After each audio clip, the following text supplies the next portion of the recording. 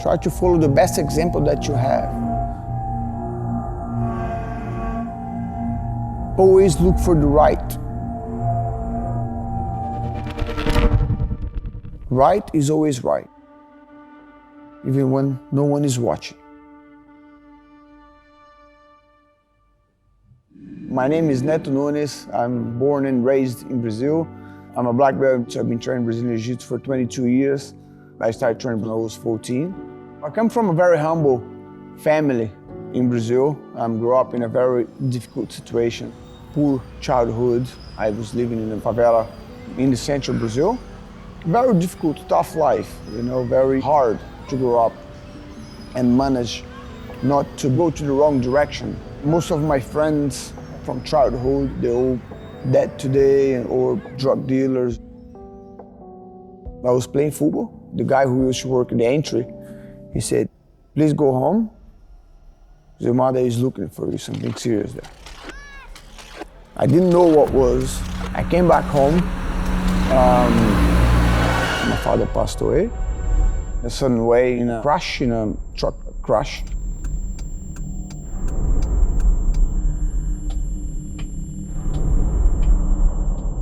Until today, it was the worst moment of my life.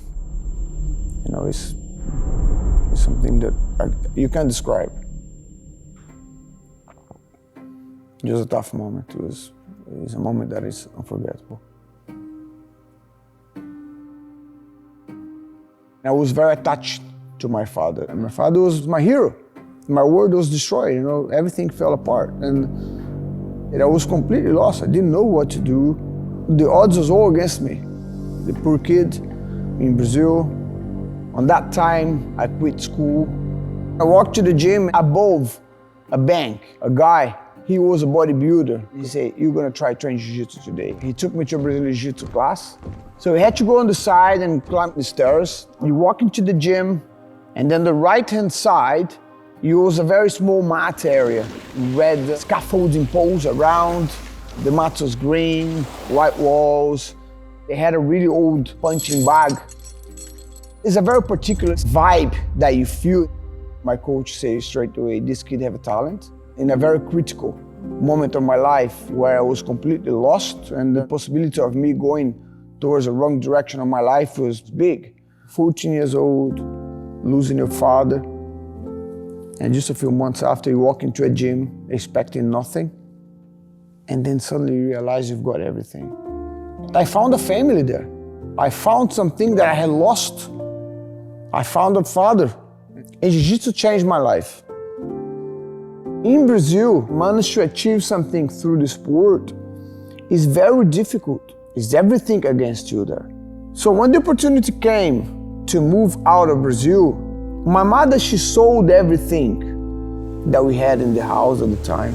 My family and my mother could barely eat, and she only had a mattress on the floor to sleep for her and my sister, so she could buy me a ticket. I was 18. I left Brazil in 2003 to come to UK. It's a day that I will never forget, ever.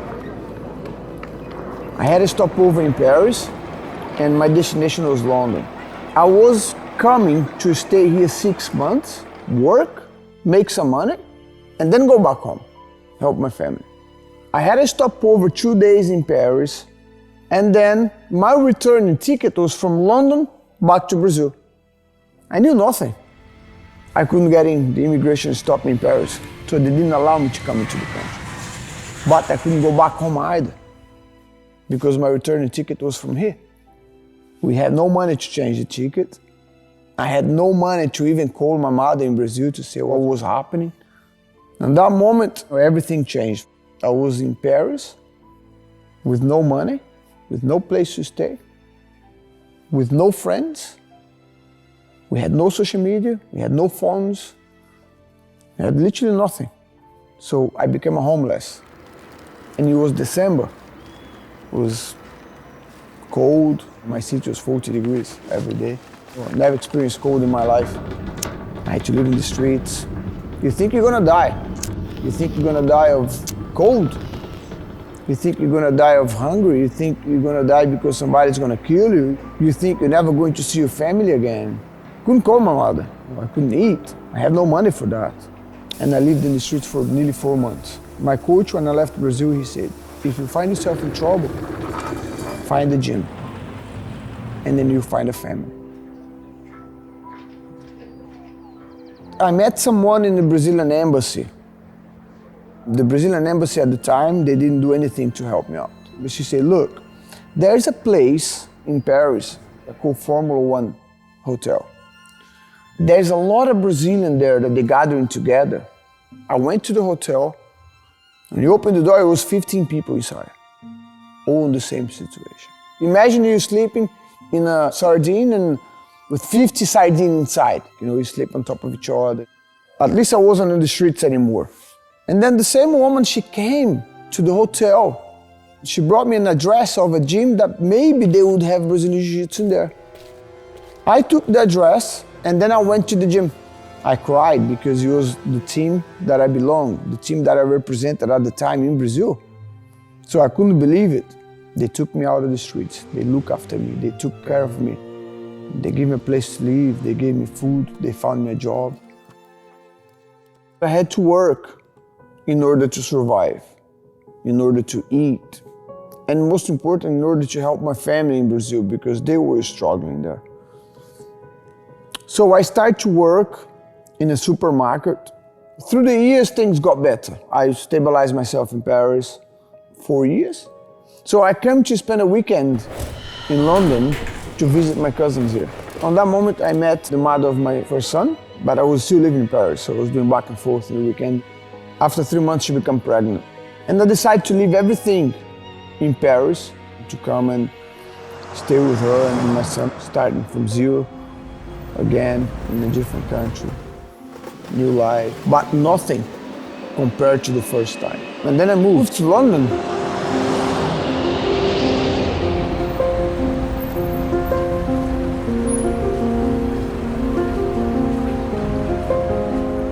The sport has taught me a lot of discipline. I had to survive. I had to work, so I couldn't afford to only train. I was away from Jiu-Jitsu. Jiu-Jitsu wasn't a priority for me anymore. Once I learned from it and I paid the price and I understand, you'll see me make never the same mistake again. When you don't have a father to teach you, so you don't learn. When you don't have an example, or when you have wrong examples, you're gonna learn the wrong things. And unfortunately, that cost me a lot in my life. You know, I've made a lot of mistakes. Everything that I had, I lost again. When my son was born, I brought my mother and my sister from Brazil to live with me. 2009, I decided to move back to Brazil to follow another dream. I set up a company with my wife and my son. And then my life turns upside down. Parties start to be carried away by wrong people. And then with the years, everything started to go downhill for me. And I literally started to lose everything again. First thing I lost was my family. They came back to London. Lost my son and my first wife. And everything that I had financially, I had nothing left. My son was living with his mother, I could barely see him. I got to a point where I had to call my mother in London and ask her to pay me for a ticket to come back to London. I went to live with my mother. I was nearly 30 years old. I was again completely lost in my life to a point where I didn't know what to do. I had no education, you know, I had no money. I had a son to look after, and I had nothing, absolutely nothing. I didn't know what to do with my life. That I decided to change. This will stop now. I had enough. It's not working. It's the wrong direction. All I had left was Jiu-Jitsu and the dream. I was nowhere. I was lost. I passed my time as a fighter. I was nearly 30 years old. All odds was against me. I had nothing left. I had to fight for it. I knew it was the right path. I knew that through the sport and through Jiu-Jitsu, I would find a good way, a good example for my son at the time. I knew that was the best choice that I would have in life. I got back to the sport, so I decided to come back. I was in London, the mecca of Jiu-Jitsu. It's where the biggest names are, world champions. For me to come to London, you feel like a grain of sand in the beach. Who am I compared to these people? The first thing that comes to you is, am I really able to do this? The first challenge that you have is within yourself.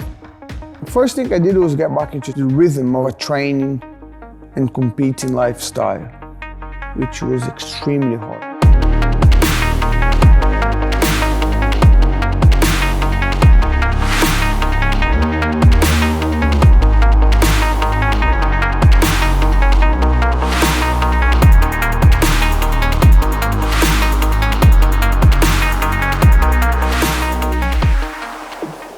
The first time I saw her and I said, okay, I like this girl.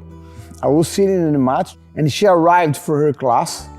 And she had a long dress, she had long hair, she had a side bag. She used to cycle. She had her helmet and then she left the bike.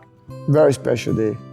My name is Georgie. I grew up in Leicester, in Midlands. Moving down to London wasn't what I anticipated. I thought I'd only be down here for 2 years working and then I'd go back up. It was quite an adventure. I didn't know anyone. I wanted to see if I can find somewhere that I can do jiu-jitsu. Might make some friends and give me a social life. I found the gym that was advertising Brazilian jiu-jitsu. I went downstairs and it was in this cellar and there was this kind of like sweaty basement and it quickly just became my whole social life. At the Christmas party, I just was chatting to loads of people. We started to talk. And I just got chatting to this Brazilian guy. Our eyes just catching and he just smiling at me and I was like, oh. Since that day, I couldn't forget her. But I wasn't sure if she liked me. How am I find out if she liked me or not? So you left the pub and we were walking in the street. He just like put his arm out a little bit just to see if I'd like catch it. And I knew if she would grab my arm, I knew she was interested. And I said, I will find out now.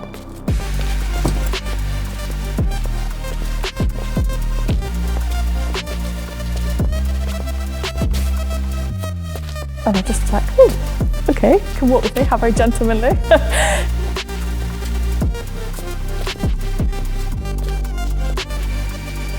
And it didn't fail me. I put the arm and she flopped. From that moment, she would not escape. Yeah, and that was it really. And then we just kind of were pretty much inseparable from that point. Yeah.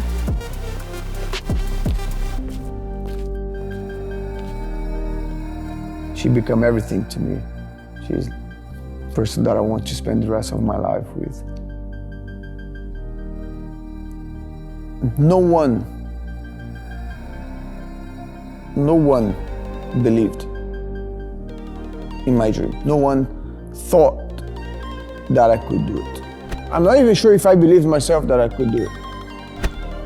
Even my mother, she came to me and said, give up. It's not gonna get you anywhere. Only my wife never told me to give up. She's the only one who believed in my dream as much as I did.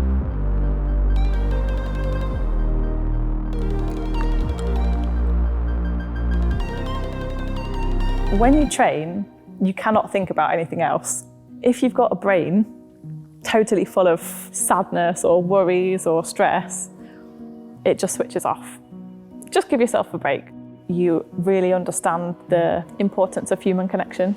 It's a hugely powerful thing. I feel like I've come out a much, much stronger, more mature person, and it's taught me things that I would never have had the opportunity to learn. And I said, look, if I want to achieve something, I have to try to open my own place. The first place we had was a space in a ballet school 5 meters by 5 meters. We stayed in this place 2 or 3 months, but it was the only place that I could afford to pay because I could barely afford to eat. I knew that I couldn't stay there. I was trying to achieve my dream, nearly 5 years already. We were about to give up. I was cleaning the roof. I was walking backwards. I didn't realize I stepped. So I fell from the roof to the floor.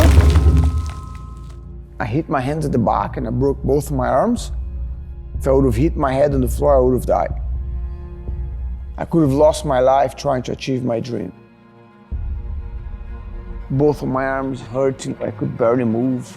They cast both my wrists. I was supposed to stay with that for 2 months. After 4 days, I removed it because I had to teach the class. It was so difficult. One day I was inside my car and I've got a call. You called us about a year ago, and at the time we didn't have anything, but we kept your number. Are you still looking for a place? There's a place which just came up, so you're the first person that we called. We arranged a viewing. I called Georgia and she said, well, let's go and see. And I still remember walking into the place and just looking around and I said, oh my God, this place is just, it's a place that we always dreamed of. We were like over the moon. We left and then the moment say, okay, so forget about it because that won't happen. Just literally half an hour after we left, we received a call saying that the landlord would like to meet us the next day. That night it was hard to sleep. Came back the next day. We arrived, we started to talk to him. It wasn't a matter of money. Genuinely, he wanted to help us. That was a gift sent by some sort of power from somewhere. When he could have just get somebody that wanted the place straight away, that he wouldn't have to wait for anything. After we told him everything, he tapped on my back and then he said, okay, don't worry, I like you guys, place is yours. All I remember was looking at her and not believing what I was hearing. It was like if I was in a different universe. We needed to apply in the council to change the license for the new place in order to operate as a gym. The landlord said, I will wait until you guys get the license. We had to take so many more risks. Everything that we have to order before was based for this new academy. We wouldn't be able to use anywhere else. It was such a big risk that we took. All this pressure, all this tension, stress, nerves, sleepless nights that, we were just thinking, oh my God, what's gonna happen? We don't know. And then,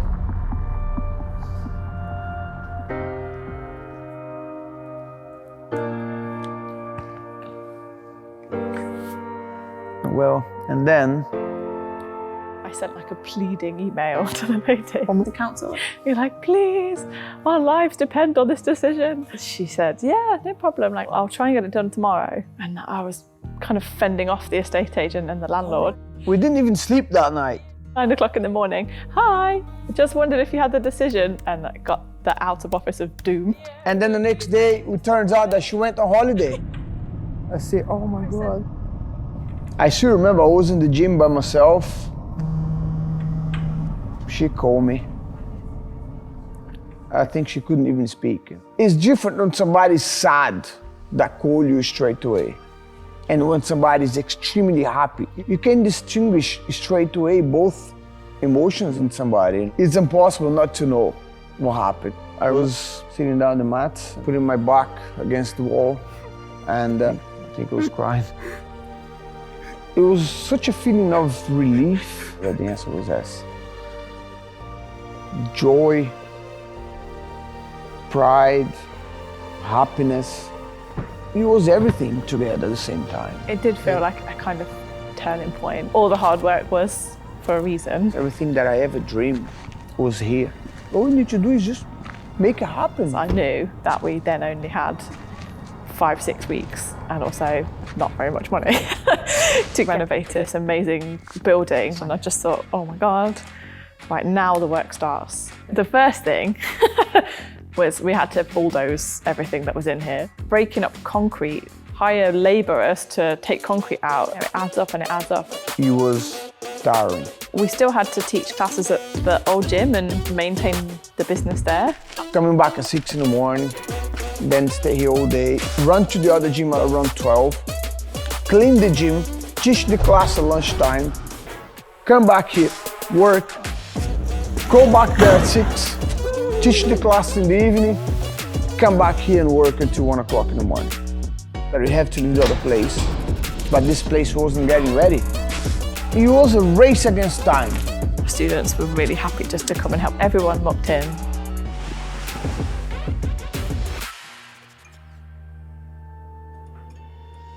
We were in such a critical situation financially wise. Why don't we try to organize the competition, London Warriors Cup, see if we can make some money out of it. Every event at the start is very difficult. We had something like 200 competitors in the first time. The event went all right. Turns out that we ended up losing money and have to end up borrowing money from our parents. We were really proud that we managed to make the event. We just wasn't sure to do it again. The mentality behind that was what goes around comes back around. If you give it, you will receive it. The second year of the event, from being no one and literally being the best event in the country. From 200 competitors up to nearly 1,000 competitors. I'm very grateful for the people who helped us. I don't know how we did it.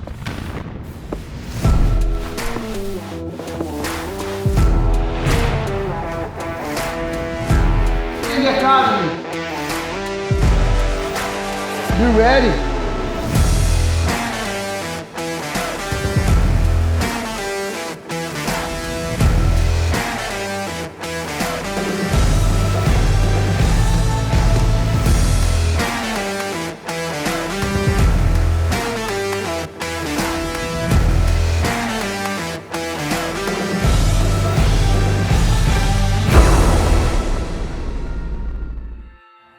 Our daughter, she's 2. It's the place that she loves to be the most. Taking, run around. My son, he is 12. Have him here with me, learning what is it to help others. This is the most important thing. Now, they will make mistakes, of course, as we all do, but not the ones I did. Family is something that you never appreciate until you don't have it anymore. My life is like, I'm here. My family is the base of everything. What makes the building standing is the foundation. My foundation is my family. Without that, everything collapses. That's the only fear that I really have, is to lose my family now. Because it's the most important thing for me, and I have been through this once. I'll make sure that this won't ever happen again. Find yourself, find the purpose, find a meaning, a way of life. Don't give up in your dreams. Don't be scared. If I would have to do all over again, everything that I've been through, I would. The school of life, it's the most valuable in the planet. You can't pay for it. Go, discover, find out. One day you might regret why I didn't do it. Because the time will pass anyway, you have to live, you have to experience. Only like that you will learn.